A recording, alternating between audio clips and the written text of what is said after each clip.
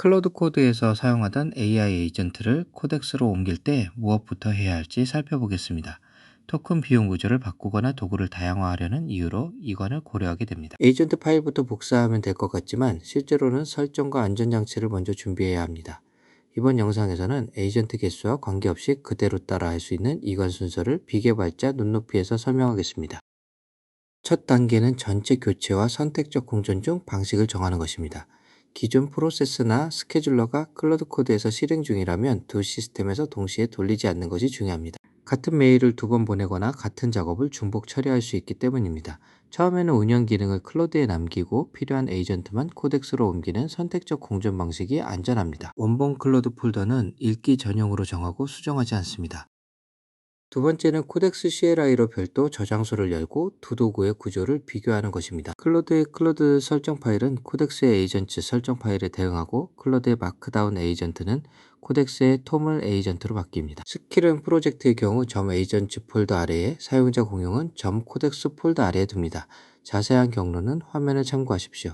클로드 커맨드는 코덱스 스킬이나 플러그인으로 다시 설계할 수 있습니다. 설정과 외부 연동, 그리고 기억 방식도 다르기 때문에 폴더 전체를 그대로 복사하면 안 됩니다. 세 번째는 에이전트를 만들기 전에 루트의 에이전트 설정 파일을 작성하는 것입니다.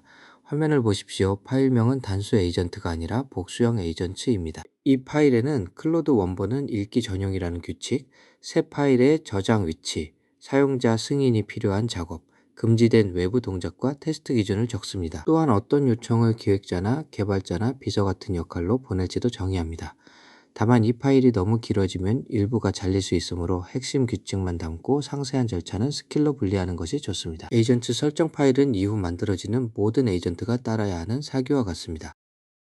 네 번째는 공통 설정입니다. 에이전트 제작 전에 Git 저장소를 초기화하고 기본 브랜치와 작성자 정보를 정합니다. 비밀번호나 토큰이 들어가는 실제 env 파일은 Git에서 제외하고 필요한 환경 변수 이름만 담은 env 예제 파일을 만듭니다.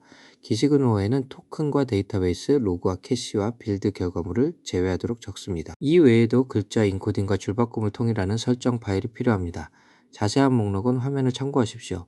프로젝트용 코덱스 설정에는 승인 방식과 작업 가능 폴더, 외부 연결 정책을 지정합니다. 결과물 전용 워크스페이스와 신규 프로젝트 템플릿도 이 단계에서 준비하면 이후 작업이 일정해집니다. 설정이 끝나면 옮길 에이전트를 하나 선택합니다. 여기서 바로 에이전트를 만들지 말고 먼저 의존성을 조사합니다. 클로드의 에이전트 설명에서 참조하는 스킬과 커맨드, 템플릿과 외부 API와 저장 경로를 표로 정리합니다. 각 항목이 단순 업무 지식인지 파일을 쓰는 기능인지 메일 발송처럼 외부에 영향을 주는 기능인지 구분합니다. 필요한 입력과 출력, 허용 경로와 금지 동작과 테스트 방법도 함께 결정합니다. 다음은 그 에이전트에 꼭 필요한 스킬과 커맨드를 먼저 만들고 이어서 에이전트를 제작하는 단계입니다.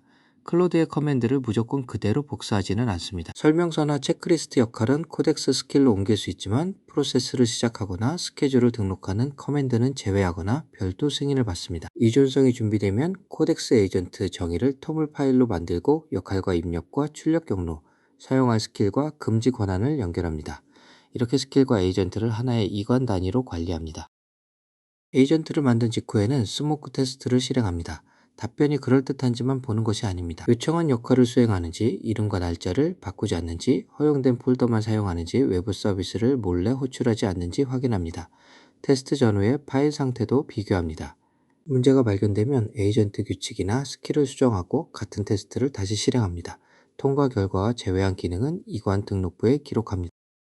이제 같은 절차를 다음 에이전트에 반복합니다. 에이전트 선택, 의존성 조사, 필수 스킬과 커맨드 준비, 에이전트 제작, 스모크 테스트의 5단계입니다. 모든 에이전트를 한 번에 복사하지 않기 때문에 문제가 발생해도 원인을 바로 찾을 수 있습니다. 사용하지 않을 역할까지 옮길 필요도 없습니다. 이 절차 자체는 에이전트가 2개든 20개든 동일하게 적용됩니다. 다만 코덱스가 한 번에 동시에 실행하는 에이전트는 최대 6개로 제한된다는 점은 기억해 두십시오. 필요한 에이전트를 모두 만든 뒤에는 클로드에 남은 스킬과 커맨드를 전수조사합니다. 이미 다른 이름으로 옮겨진 기능, 여러 에이전트가 함께 쓸 공통 기능, 아직 필요한 기능, 운영 전용이라 제외할 기능으로 나눕니다. 필요한 항목은 위험도가 낮고 의존성이 적은 것부터 순서대로 복제하고 각각 검증합니다. 중복 기능은 하나의 공통 스킬로 합칩니다. 이 단계가 있어야 에이전트 제작 중 빠진 업무 매뉴얼이나 호출 기능을 발견할 수 있습니다. 개별 역할이 안정되면 여러 에이전트의 작업 순서를 연결합니다. 이때 코덱스의 멀티 에이전트 기능은 기본적으로 꺼져 있으므로 설정에서 먼저 활성화해야 합니다. 중요한 단계에는 사용자 승인 지점을 두고 한 에이전트가 마음대로 다음 에이전트를 실행하지 않게 합니다. 산출물은 기획과 디자인, 코드와 보고서처럼 목적에 맞는 폴더에 생성합니다. 테스트가 통과한 변경만 기대 자동 기록하고 원격 업로드나 강제 변경은 자동화하지 않습니다. 자동 관리는 백그라운드 프로그램보다 명확한 생성 규칙과 완료 기준으로 시작하는 편이 안전합니다. 지메일 같은 외부 서비스는 에이전트와 저장소 경계가 안정된 뒤 연결합니다.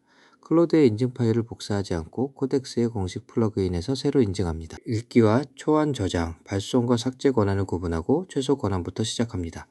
예를 들어 메일은 필요한 범위만 읽고 초안은 수신자와 제목과 본문을 사용자가 확인한 뒤 저장하며 발송과 삭제는 계속 금지할 수 있습니다. 연결 성공 여부와 에이전트가 안전하게 사용하는지는 별도로 테스트합니다.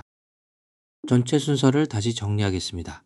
코덱스 CLI와 전용 저장소를 준비하고 에이전트 설정 파일과 환경, git 설정을 먼저 만듭니다. 그 다음 에이전트마다 의존성을 조사하고 필요한 스킬과 커맨드와 에이전트를 한 묶음으로 이관해 바로 테스트합니다. 필요한 역할을 모두 옮긴 뒤 남은 스킬과 커맨드를 전수조사하고 마지막으로 멀티 에이전트를 켜서 파이프라인과 외부 서비스를 연결합니다. 완벽한 마이그레이션은 개수를 채우는 일이 아니라 이 절차와 검증 기록을 반복할 수 있는 상태를 만드는 일입니다.